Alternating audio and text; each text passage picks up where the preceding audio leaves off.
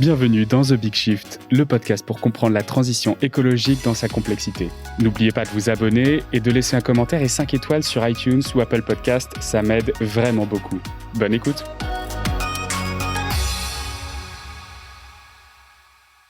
Bonjour à tous. Alors aujourd'hui, on reçoit Christophe Goupil. Bonjour Christophe. Bonjour. Alors Christophe, vous êtes professeur de l'Université de Paris. Vous êtes aussi un membre du laboratoire interdisciplinaire des énergies de demain, le LEED. Donc vous avez des champs disciplinaires qui sont très élargis autour de l'énergie, de la physique. Aujourd'hui, ce qui va nous intéresser, c'est vos connaissances en bio-inspiration des usages de l'énergie et en résilience. Voilà, donc est-ce que vous pouvez commencer par vous présenter ? Bien, donc je m'appelle Christophe Goupil, professeur comme vous l'avez dit. Au départ, je suis de formation physicien de ce qu'on appelle la matière condensée, c'est-à-dire finalement les sciences des supraconducteurs, ce qui ont été mes premiers amours, puis de matériaux thermoélectriques, matériaux semi-conducteurs, ce qui m'a amené à partir de 2010 à participer à la création du laboratoire interdisciplinaire des énergies de demain. Voilà, et ce qui à cette occasion m'a permis d'ouvrir mes travaux en dialogue avec d'autres disciplines que la physique et toujours centré autour de la question énergétique. Alors, c'est des sujets qui sont très complexes. La première chose que j'aimerais qu'on reprenne, peut-être que vous pouvez nous définir ce que vous définissez comme un système résilient, parce que vous avez une définition qui est un peu différente de celle qu'on entend, la définition du commun qu'on entend aujourd'hui un peu à tout va, à tout bout de champ. Qu'est-ce que vous définissez comme résilient ? Alors, la résilience, c'est un concept qui est très très ancien. Je vais pas revenir au tout début de l'étymologie de résilience. On le trouve plutôt dans la science des matériaux au 19e siècle en métallurgie, et des métaux, des alliages métalliques qui étaient résilients sont des alliages métalliques qui pouvaient subir des traumatismes sans que l'objet soit rendu non opérationnel. Donc le concept de résilience, c'est un peu celui-ci, c'est d'avoir un système qui va pouvoir effectivement subir des traumatismes, traverser des crises, on pourrait le dire pour généraliser le propos, et ressortir en conservant ses fonctionnalités. Alors c'est un point qui est très très important, d'être assez limité sur la définition, parce qu'on a tendance à attribuer à la résilience toutes sortes de vertus, qu'elle serait durable, qu'un système résilient serait nécessairement recyclable et autres notions. Il faut être un tout petit peu prudent là-dessus. La résilience, c'est d'abord quelque chose qui va pouvoir traverser effectivement une situation traumatisante, une situation de crise. Je parle au sens général, ça peut être un système humain, mais ça peut être un système matériel, et qui va garder sa fonctionnalité. Donc voilà ce qu'on peut effectivement dire dans une définition assez compacte sur la résilience.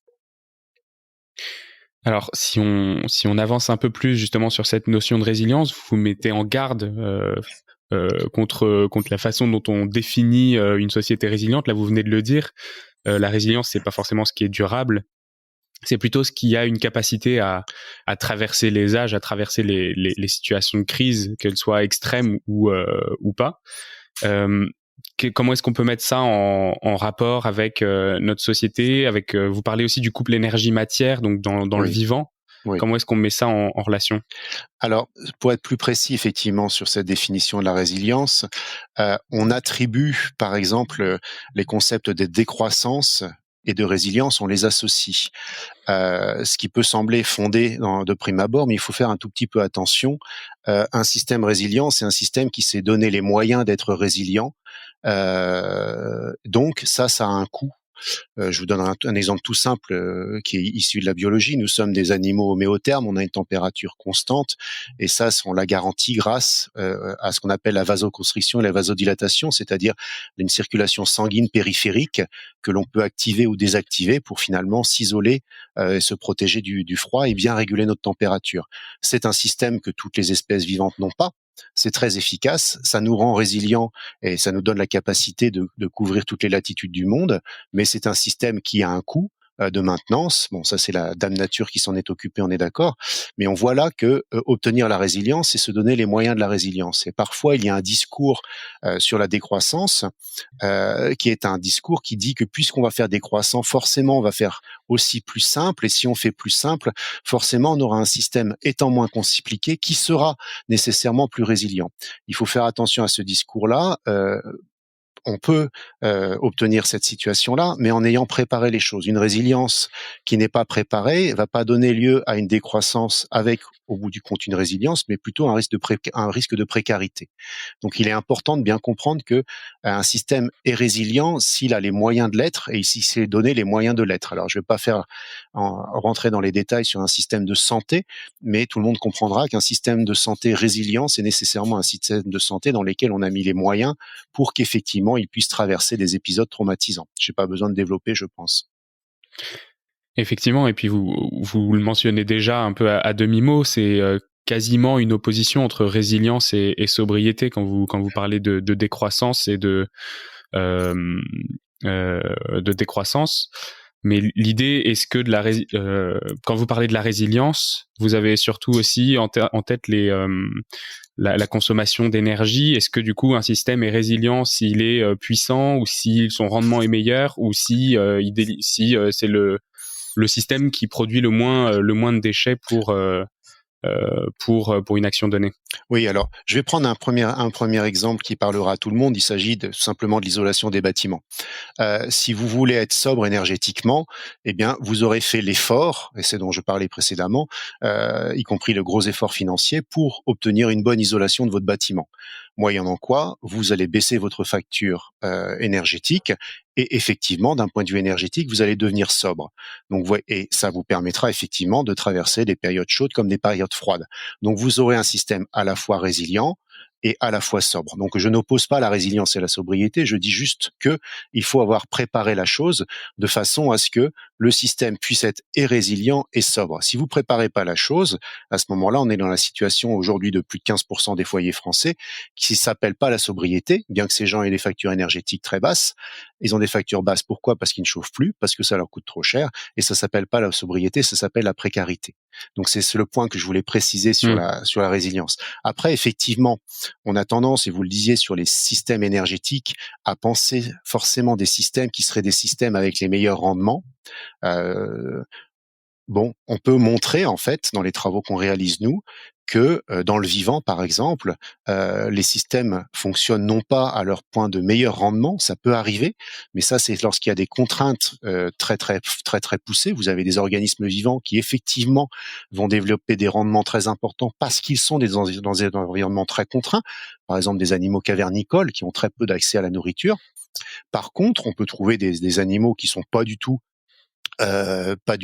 frugaux dans leur pratique, à commencer par une baleine qui est un animal à sang chaud dans des océans froids, donc qui va consommer énormément d'énergie.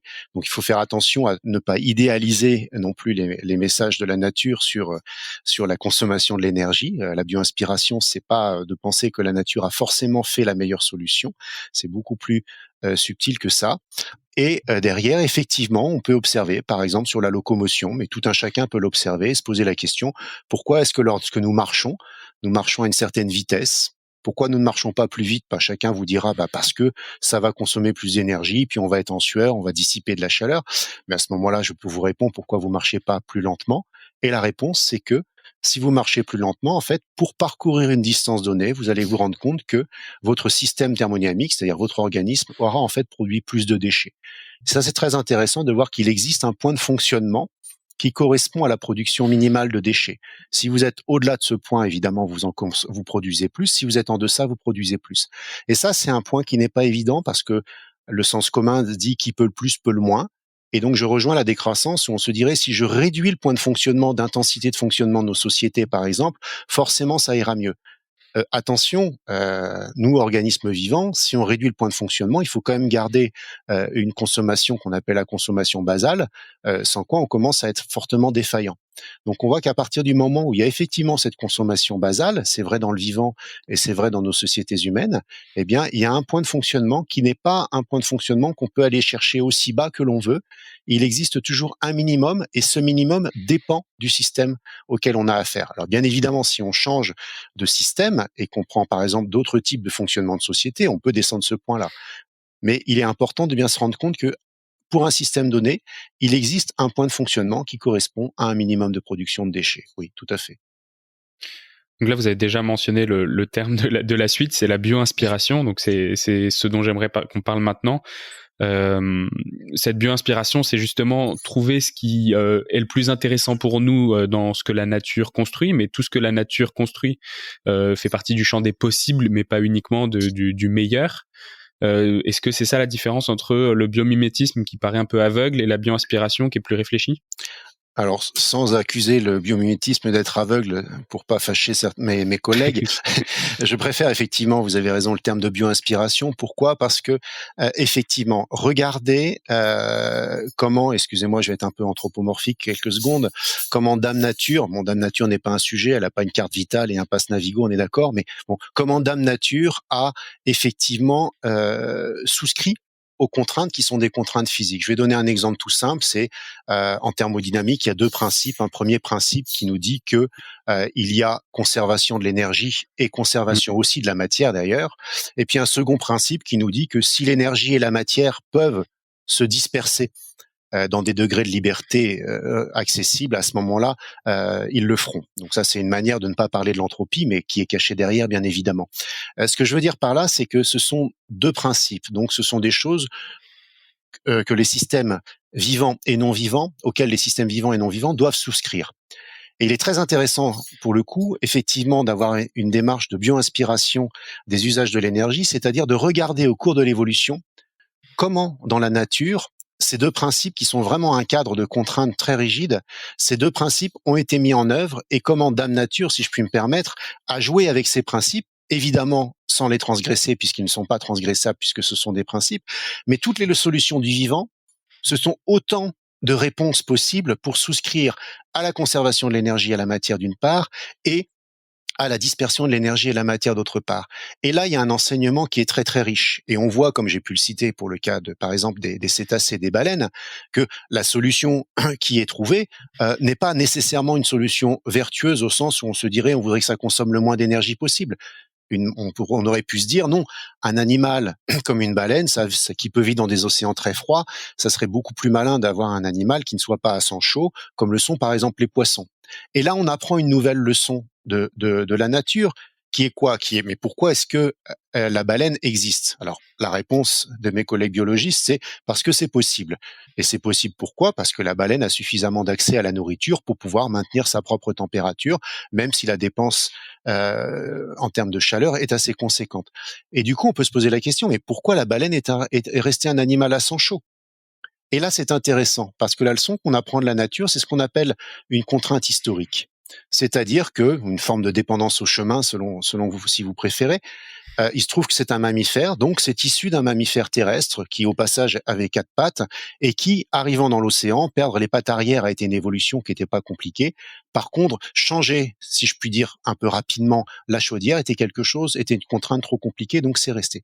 Et donc, on apprend de la nature, là, quelque chose qui est une contrainte historique. Et ça, c'est très intéressant parce que dans la transition écologique, on va pas non plus tout changer. On aura des choses qui vont rester, qui sont des contraintes historiques, et il va falloir faire avec au moins pendant un certain temps. Ok, par exemple quoi? Du coup, dans ce qu'on observe aujourd'hui, vous avez un exemple un peu précis? Nos sociétés telles qu'elles sont aujourd'hui, alors je vais pas rentrer sur le côté économie et choix d'économie ultralibérale ou pas ultralibérale, ça nous en emmènerait trop loin, bien que le sujet puisse être abordé. On a des points de fonctionnement de nos sociétés, je vais dire occidentales, qui font que, alors que l'animal humain, au sens biologique du terme, je dirais au sens chasseur-cueilleur du terme, a besoin d'à peu près 130, 150 watts par jour, eh bien, nos activités journalières font qu'on est plutôt à consommer plusieurs milliers de watts. OK? Ça, c'est parce que la nourriture nous arrive par camion, parce que nous avons besoin de nous transporter dans des véhicules, alors ou bien le transport en commun ou les véhicules individuels dans lesquels il y a en moyenne 1,3 passagers. Bon, et donc tout ça consomme beaucoup. Donc on a un point de fonctionnement qui est très très haut, qui est, vous voyez, plus d'un ordre de grandeur au-dessus de la limite biologique. Et il est évident que, bien qu'il faille redescendre, on a une contrainte historique qui fait que nos sociétés sont ainsi faites qu'elles consomment de toute façon beaucoup d'énergie. Donc, dans un premier temps, et à mon avis dans un terme relativement long, on restera sur des points de fonctionnement énergétiques qui sont relativement élevés, qu'on le veuille ou non.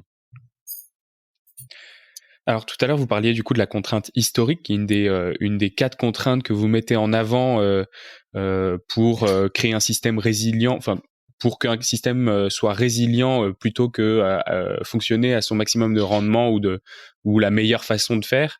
Il y a 4 contraintes, vous avez donné la contrainte historique, quelles sont les 3 autres du coup? Alors, il y a une contrainte de forme que nous enseigne la nature. Alors, il y a un très beau livre de Darcy Thompson au début du XXe siècle, On Growth and Form, qui dit que toutes les formes ne sont pas possibles dans la nature.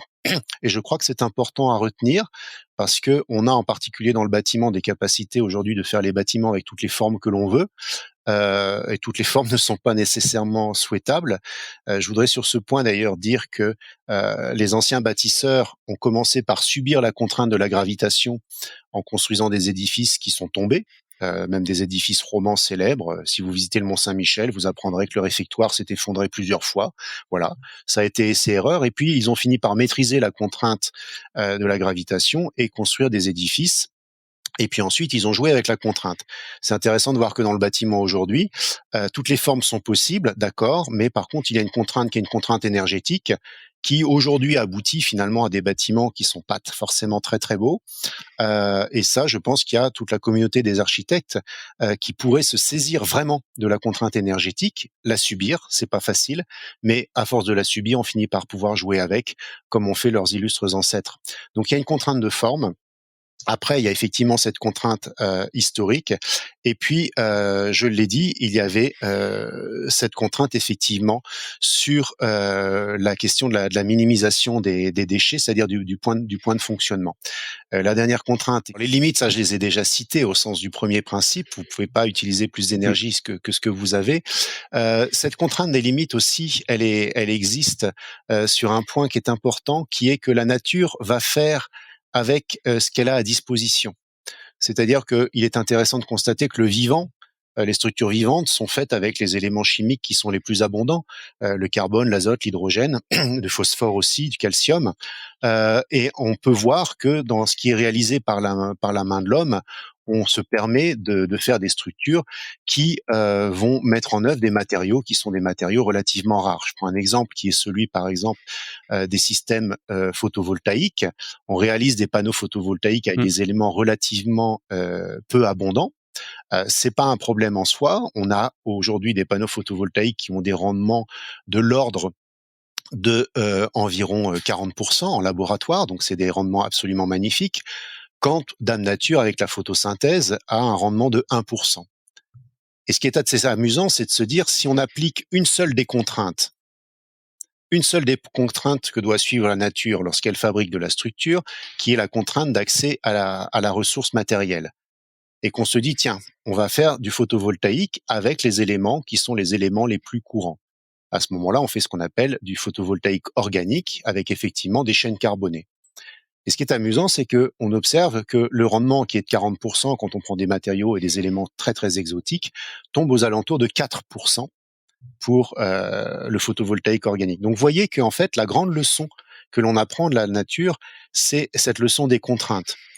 La 1% de rendement à peu près pour la photosynthèse, la première lecture, c'est que c'est un rendement qui est très très bas. Mais il vaut mieux faire une lecture qui est, derrière ce rendement qu'il me semble bas, quelle est toute la litanie des contraintes qui est présente et quelles sont toutes les contraintes que rencontre la nature. Et ça, c'est une lecture complètement différente. Nous avons une lecture qui pendant longtemps a été une lecture en disant on va faire à puissance maximum et puisqu'on peut continuer et qu'on a de l'énergie pas chère avec les énergies fossiles, on va le faire. Et aujourd'hui, on a une lecture qui est un petit peu semblable en disant on va faire les systèmes les plus performants et ayant les meilleurs rendements. Mais je crois que ce qui est plus intéressant, c'est de commencer par s'asseoir et regarder quel est l'espace des contraintes auxquelles nous sommes soumis et en fonction de ça, on va situer le point de fonctionnement de nos systèmes.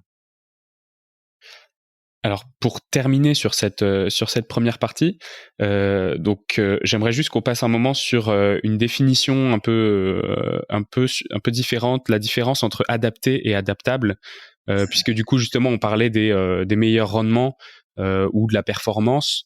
Vous dites qu'il faudrait plutôt choisir une résilience, donc on est plutôt adaptable plutôt que nous de s'adapter. Oui. Alors, adapté, c'est un concept qui est très présent en biologie, et nous, on l'a travaillé par le versant de la thermodynamique, et on retrouve tout à fait ce concept-là, c'est-à-dire que lorsque vous avez un système, vous pouvez pas avoir le beurre et l'argent du beurre, c'est-à-dire que votre système va être adaptable ou adapté. Je vais vous donner un exemple sur le transport. Il existe des véhicules qui sont faits pour courir ce qu'on appelle le marathon Shell, qui sont capables de parcourir à peu près 2000 km avec 1 litre d'essence. On peut se dire, c'est magnifique, on voudrait ce type de véhicule. Oui. On est sauvé. Voilà. Sauf que ce véhicule, il réalise cette performance, cette prouesse, sous les conditions suivantes. C'est sur un terrain plat, il est à 30 km/h, il ne ralentit ni n'accélère, et a priori sans vent. Vous voyez ? Donc, il est excessivement adapté à un point de fonctionnement, 30 km/h. Je vais prendre l'autre extrême, qui est la voiture de Madame et Monsieur Tout-le-Monde. Les véhicules aujourd'hui sont à peu près à une centaine de chevaux, ok ? Donc à peu près 75 kilowatts. Très bien. Avec ce véhicule, vous faites toutes sortes de choses. Vous faites de la ville, vous allez en vacances, vous faites vos courses, etc., etc. Le véhicule, on va être rapide, on va dire, il pèse 1 tonne. Donc 1 tonne 100 chevaux. Si je prends un camion, eh bien, un moteur de camion, c'est à peu près 500 chevaux. 5 fois plus qu'un moteur de voiture. Sauf que lui, il transporte à peu près, on va être arrondir, il transporte 50 tonnes. C'est-à-dire, il transporte une charge 50 fois plus importante. Et c'est assez étonnant. On se dit, mais il y a quelque chose qui ne va pas. Si, ça va très bien. Un camion, c'est un croiseur, c'est-à-dire un système qui est fait pour rouler à vitesse constante sur autoroute. Et donc, vous voyez à ce moment-là qu'on a un système qui est effectivement, de nouveau, adaptable, mais par contre, il n'est pas adapté. Un camion dans les entrées et sorties de ville, c'est des consommations complètement délirantes. Voyez ? Et donc, il y a nécessairement le compromis entre adaptable ou adapté. On l'a vu dans les véhicules avec l'arrivée des véhicules hybrides. Vous avez effectivement la fonctionnalité qui est en ville, où vous voulez à peu près tout faire. À ce moment-là, vous êtes plutôt sur la partie électrique. D'accord ? Donc, c'est un caractère qui est tout à fait général dans les systèmes, et ça se démontre, on l'a démontré d'un point de vue thermodynamique, et on peut le rencontrer. Sur un bâtiment, vous pouvez faire un bâtiment très basse consommation, très bien, mais les contraintes d'usage sont absolument draconiennes. Vous ouvrez plus les fenêtres, vous devez respecter la ventilation mécanique contrôlée, double flux, etc. Donc la plage d'usage est très restreinte. Si vous mettez des humains dedans qui, eux, souhaitent vivre avec une plage d'usage plus large, eh bien, le problème que vous rencontrez, c'est que vous allez effondrer effectivement la performance du bâtiment parce que vous avez un désaccord. Donc, vous voyez qu'en permanence, par rapport à une solution donnée, il faut penser la plage d'usage de cette solution. Une fonctionnalité et un rendement, à une fonctionnalité et un rendement sont associés à une plage d'usage, nécessairement. Merci beaucoup pour ces précisions. C'est la fin de cet épisode de The Big Shift. J'espère qu'il vous a plu et que vous en avez retiré quelque chose pour votre vie quotidienne. C'est ça le plus important. C'est beaucoup plus simple de parler du sujet sensible de l'environnement quand ses amis ou sa famille sont vraiment informés. Alors partagez le plus possible The Big Shift, ça aidera tout le monde. Et si vous avez des questions, des sujets que vous souhaitez qu'on aborde, des invités que vous voulez entendre, ou tout simplement que vous voulez qu'on discute de cet épisode, envoyez-moi un message sur LinkedIn. The Big Shift est produit par Echoes Studio.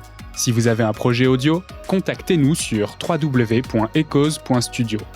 Merci d'avoir écouté jusqu'au bout. Je vous retrouve très bientôt pour un nouvel épisode.